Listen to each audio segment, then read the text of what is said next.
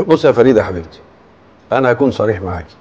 انا تحديدا عايزك معانا سنه على الاقل. لا يا بابا، سنة كتير، ممكن 6 شهور، بس الشغل يبقى بطريقتي. انا موافق، مش هقدر اقول لا ما دام ده في مصلحتنا. ايه يا ادهم، انت هتفضل باصص في الموبايل كده على طول؟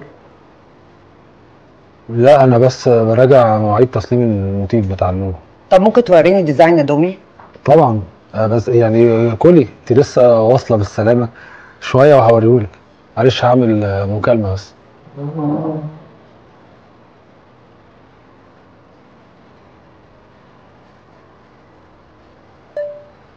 ليندا،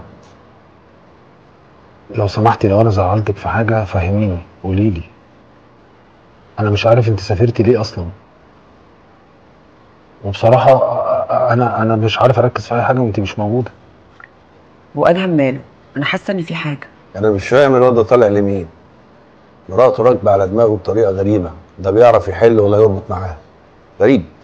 لما اتعلمه يا اتش، ده انت خبره في الحاجات دي. بتعلمي ايه انت وانت شاطره برضه؟ انا جاي جنبك حاجه برضه. اتفضلي اتفضلي يا فريده، كملي اكلك. ما تاكل يا ادهم. حاضر.